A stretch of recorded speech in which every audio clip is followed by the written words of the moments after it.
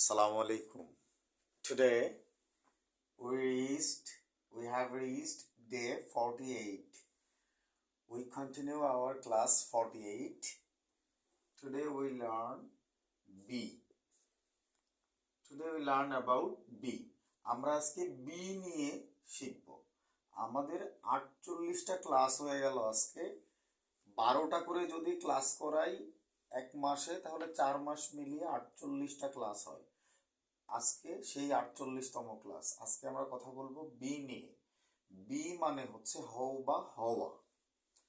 Example আছে কয়েকটা, আমরা দেখি যে be prepare, be careful, be polite, I suggested that he she be calm down. এইখানে বলে নেওয়া ভালো যে বি একটা ভার্ব। বি রিমেইন বা প্রস্তুত থাকা, রিমেইন বা প্রস্তুত থাকা অর্থ প্রকাশ করে। এইখানে I have to prepare or to be prepared হয়, মানে টু বি প্লাস V3 হয়। এইখানে বি প্রিপেয়ার মানে প্রস্তুত হও, বি কেয়ারফুল মানে সতর্ক হও, বি কোয়াইট শান্ত হও, বি প্লাস অ্যাডজেক্টিভ হয়। বি পোলাইট মানে হলো ভদ্র হও। I suggested that he she be calm down. এই জায়গা থেকে ঝামেলা শুরু হবে। আমরা জানি যে subject third person singular number হলে ভার্বের সাথে এস বা ইএস যোগ হয়।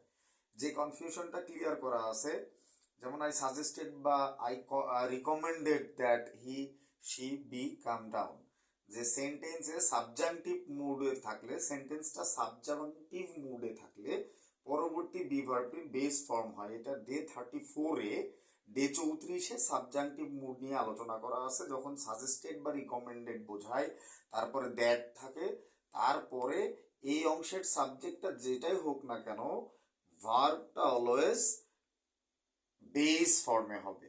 তাহলে বি ভার্বের বেস ফর্ম বি, তাহলে he she be calm down, এটাই রাইট। বি এর subject third person singular number হলেও বি কখনো এস ইএস আইএস গ্রহণ করে না। তাহলে মজার তথ্য হচ্ছে বি কখনো এস ইএস আইএস গ্রহণ করে না। আমরা বেস ফর্ম অফ ভার্ব নিয়ে আলোচনা করেছিলাম ডে 39-এ। আজকে আমরা ভার্ব প্যাটার্নস অফ বি নিয়ে কথা বলবো। আমরা কল্পনা করি ভার্বের V1 ফর্ম বেস বা main form, V2 simple past form, V3 past participle form, V4 verb 1 plus ING form, V5 হচ্ছে V1 plus S ES is. আমরা আমাদের শেখার সুবিধার্থে এইরকম করে নিয়েছি। সো আমরা ডে 39-এ গেলে বেস ফর্ম অফ ভার্ব সম্পর্কে পাবো। বেস বা মেইন ভার্বটা হচ্ছে বি, সিম্পল পাস্ট ফর্ম হচ্ছে ওয়াজ ওয়্যার, বি এর সিম্পল পাস্ট ফর্ম হচ্ছে ওয়াজ ওয়্যার, বি এর পাস্ট পার্টিসিপল ফর্ম বিন, শেষে ইএন যোগ, বি এর V4 ভার্ব 1 প্লাস আইএনজি হচ্ছে বিন, কিন্তু বি এর V5টা হচ্ছে ভার্বের সাথে এস ইএস আইএস যোগ। কোনো পরিস্থিতিতেও এইরকম সিচুয়েশনে গেলেও subjunctive mode suggested, recommended, that, তারপরে যদি বি ইউজ করতে হয় তাহলে হি শি এর পরে এটার সাথে বি এর সাথে এস ইএস আইএস যোগ করে প্রেজেন্ট ইনডিফিনিট করা যাবে না, ওই বি রেখে দিতে হবে, যদিও subject third person singular number. So বিইএস হয় না, বিইএস হয় না, বিইআইএস হয় না। কিন্তু মজার ব্যাপার হচ্ছে যে বি এর সিম্পল পাস্ট ফর্ম হচ্ছে ওয়াজ ওয়্যার এবং বি এর প্রেজেন্ট ফর্ম হচ্ছে অ্যামিজার। ডে 1 টু ডে 48 ইউটিউবে পাওয়া যাবে বিশ্বজয়ের প্যারাতে all English grammar learning classes. You are all connected to English universe with advocate Sadiq. আর হচ্ছে আজকে 29 এই ক্লাসটা দিনে দিনে রেডি করা ছিল আর কি, 26 তারিখ থেকে শুরু করে।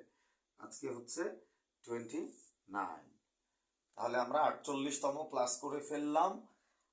4 মাস যদি আমি কাউকে হাতে কলমে আমার সামনে বসিয়ে কারো বাসায় গিয়ে বা একটা ব্যাচে একটা ক্লাসরুমে এসএসসি এইচএসসি অ্যাডমিশন অথবা অনার্স লেভেলে পড়ুয়া কেউ যদি আমার সাথে ক্লাস করতো, বিভিন্ন প্রতিযোগিতামূলক পরীক্ষায়, জবের পরীক্ষায়, বিসিএস এর এমসিকিউ এর জন্য বা রিটেনের জন্য ইংরেজি শেখার যে ভূমিকা আছে, আমাদের রিটেন ফরম্যাটে, স্পোকেন ফরম্যাটে, আমাদের যে কোনোভাবে ইংলিশ ল্যাঙ্গুয়েজ চর্চার জন্য আমার সাথে যদি কেউ বসে আমার কাছ থেকে গ্রামার শেখা শুরু করতেন, তাহলে আমি এতগুলো ক্লাস করার জন্য 48 দিনই সময় নিতাম এবং আমি আরও 48টা পরীক্ষাও নিতাম।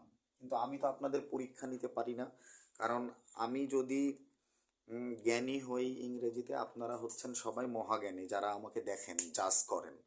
সো আমি আপনাদের ধৈর্যটুকু হ্যাক করি, আপনারা অনেক ধৈর্য সহকারে আমাকে দেখেন, তোরাও আমাকে দেখিস। আমাকে দেখে অন্তত এতটুকু সাহস নিজের ভিতরে তৈরি করা উচিত সবার, যে শিখতেই হবে, পারতেই হবে, দক্ষ হতেই হবে টিল ডেথ। দেখা হবে ইনশাল্লাহ পরবর্তী কোনো না কোনো ধারাবাহিক ক্লাসে। টিল দেন, টাটা, আসসালামু আলাইকুম।